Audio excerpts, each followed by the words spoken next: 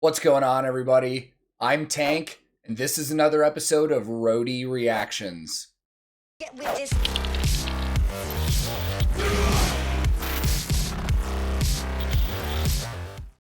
Happy weekend, everybody, and happy Sabaton Saturday. This is the dedicated day of the week where I continue my personal adventure discovering the music of Sabaton while also learning a lot of cool history along the way. And I'm really excited about this week's song because I already got a little sneak preview of it when I watched another Sabaton music video. And after I saw it, everybody in the YouTube comments was telling me, you should do this one. So what better time than now? And I always check out a little bit of the story beforehand, so when I get to the lyric video and get to the live performances, I have a better idea of what they're singing about. So if I remember correctly, and I'm going to put this in its most simplistic form, this is about a battle that took place in 1915 during World War I. The German army was attacking a Russian fortress, and somewhere during that battle they got a tailwind behind them and launched a barrage of chlorine gas onto this fortress, expecting it to just clear everybody out. So once they thought it was cleared out and the gas cleared, the Germans moved in, 7,000 of them. They moved in onto this fortress expecting no resistance whatsoever. So you can imagine how surprised and freaked out they would be when they got to the fortress and there were actually Russians left waiting to counterattack them. And the Russians that were left were coughing up blood, coughing up pieces of their lungs. The Germans said that they looked like zombies. And they scared the Germans away so bad that when the Germans retreated, they even set off some of their own traps that they had already laid about. And I even read, and you never know, you don't know if you can believe everything on the internet, but I did read that this spawned a German legend about Russian soldiers that would rise from the dead to fight. So pretty interesting, man. I'm really interested to see how much I learned from these lyrics, and then to also see what they do from the live performance. And yes, I am aware there is a special performance of this song from Russia, but I'm gonna save that one for another reaction because I want to pay more attention to the person who did the cover and then joined them on stage. So I'm going to start with the lyric video. As always, pay attention to that, see how much I learn, and I will link that original video in the description below. Today, I'm once again listening to Sabaton, and for the very first time ever, I'm hearing Attack of the Dead Men. Let's go!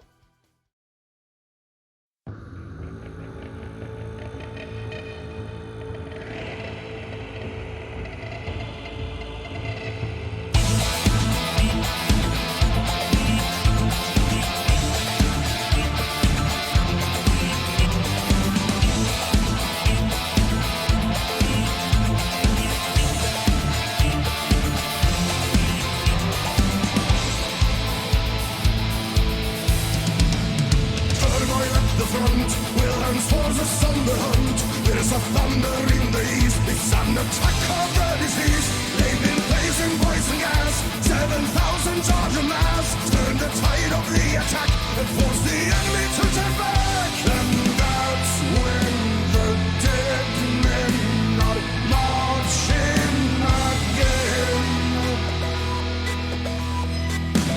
All Soviets, then and again. Attack of the dead. 100 men facing the red. Once again, 100 men charge again, die again. All Soviets, then and again. Attack of the dead. 100 men facing the red. Once again, 100 men charge again, die again.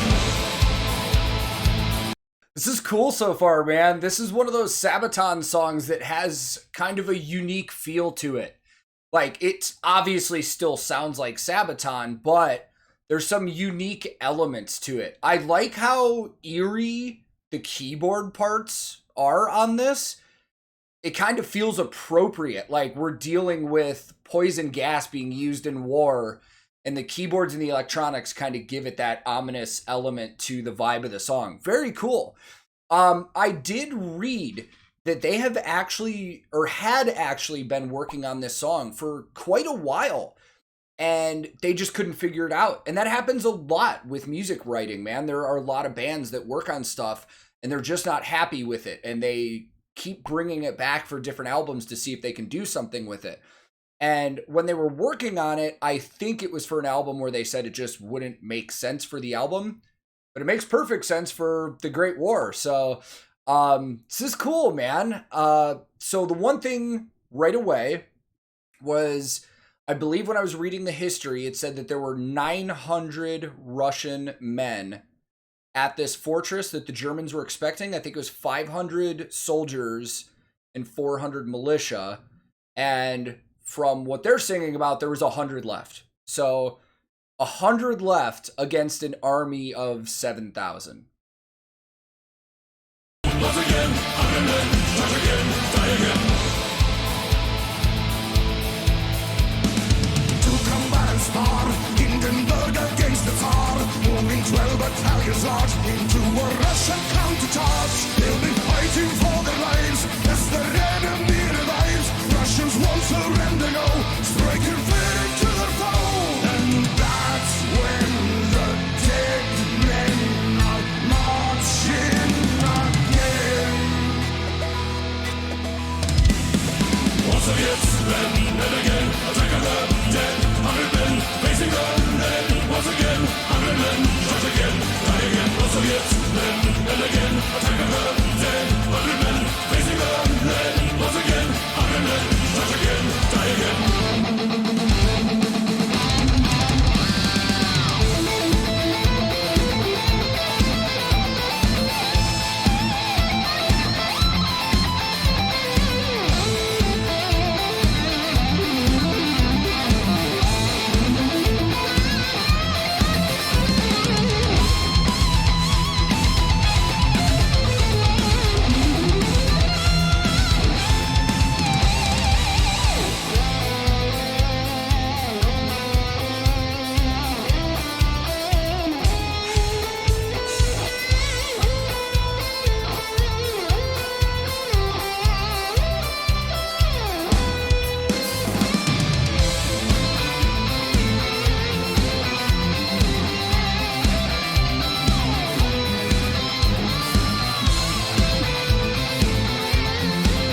Jesus.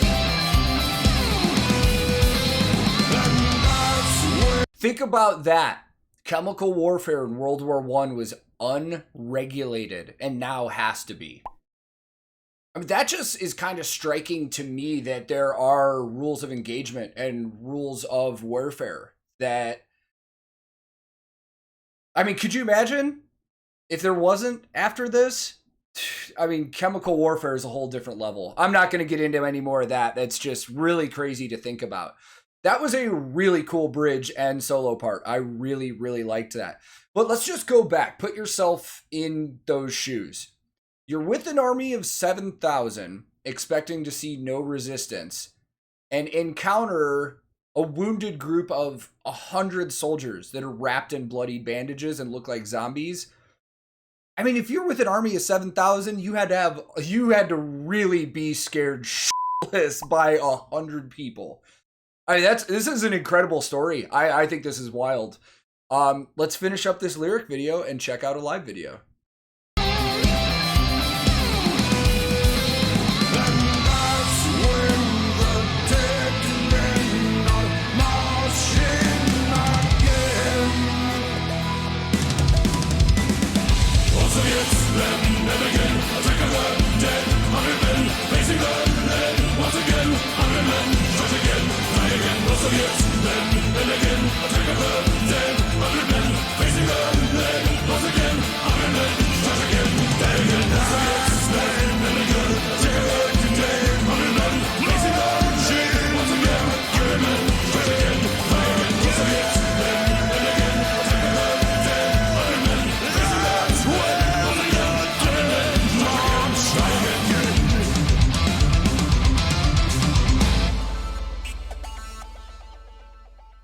Dude, that's sick.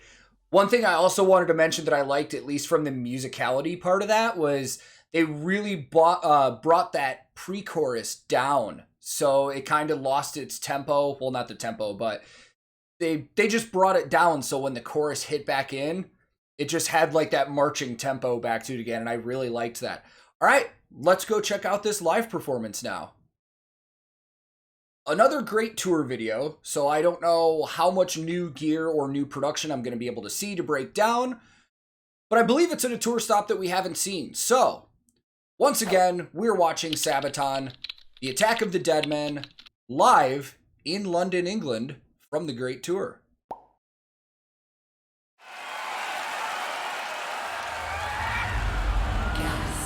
The ultimate weapon of force.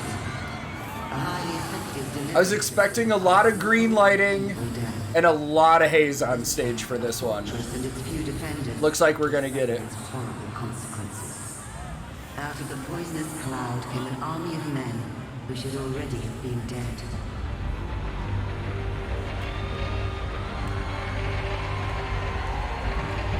It's a sick stage look.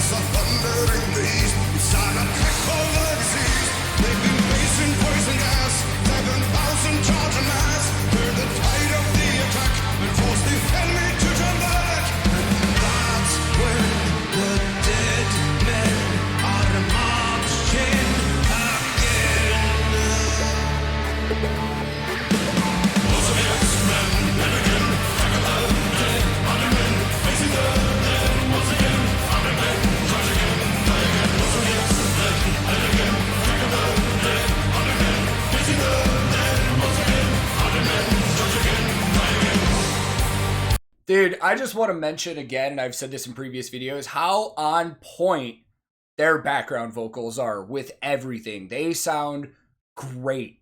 Let's talk about Joachim in that costume, because I did learn from you guys that was him, where I said a lot of the times when you see costumes on stage like that for props, it's sometimes the crew members. What I didn't know when I said that was that he wasn't also on stage singing. So now that I know that's him, there's two options that could be happening.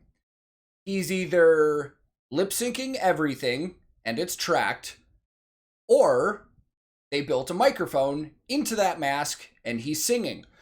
Based on how he's delivering this and how it sounds like his vocal pattern, and just based on how I would believe that this band carries themselves, I'm going to say I'm 99.99999%.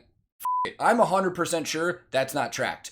They probably built a wireless mic into that mask, or he puts a headset mic on before he puts that on.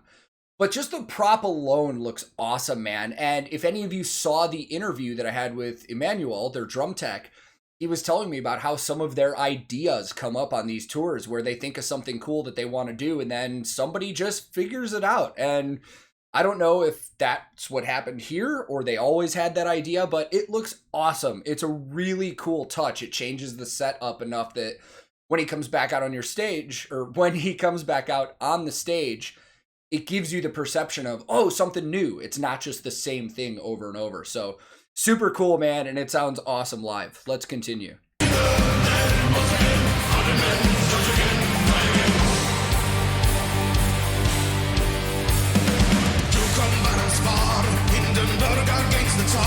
Moving 12 battalions large into a Russian countercharge. They'll be fighting for their lives as their enemy revives. Russians won't surrender, no, dragging fear into their foe. And that's when the dead men are marching back in. Also the men, never again, back of the dead, 100 men, facing the dead, once again, 100 men.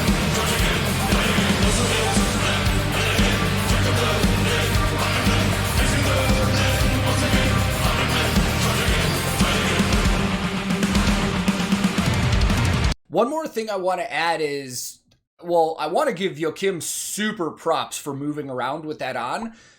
Because anytime you're on a stage that the lights are going up and down and moving and stuff like that, it's already hard enough to see where you're moving around. And the fact that he's got a gas mask over his face and hasn't toppled into any of the mic stands, I mean, he was very, very careful moving around that mic stand over there.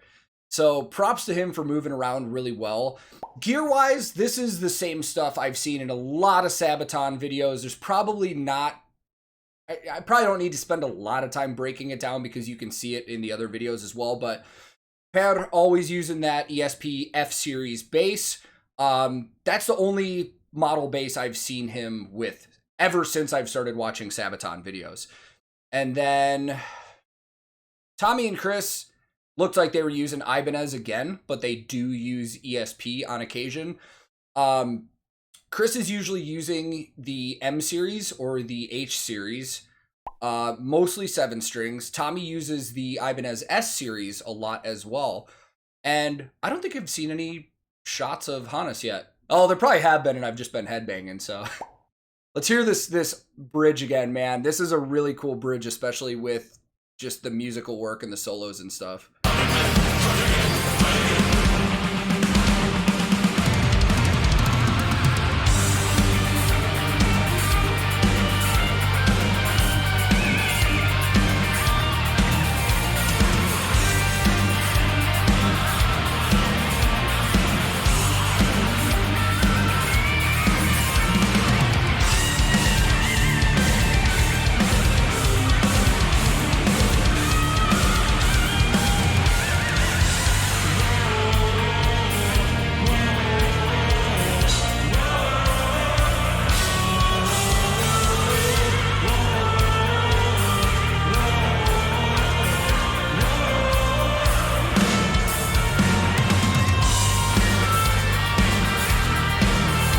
Oh, I love those harmonizing parts.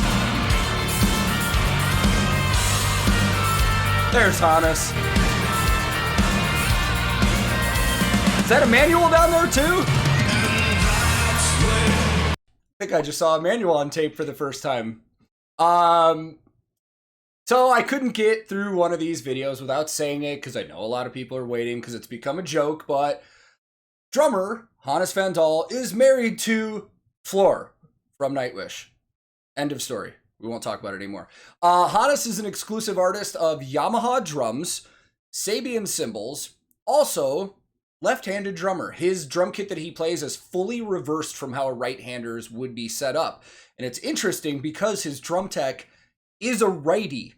So when he started working for Hannes, he had to get used to setting up a left-handed kit and getting all of that right. So those are the challenges that the crew guys have to go through working for people. I've personally never worked for somebody that has an opposite dominant hand than me, but I did have an offer once to tech for a left-handed bassist, and they basically told me, yeah, you're just going to have to get used to it. Like, they wouldn't let me bring my own right-handed bass out to line check if I wanted to. They said I had to use everything left-handed. So shout out to all you crew guys that have to work for people with opposite dominant hands than you. Let's finish this off.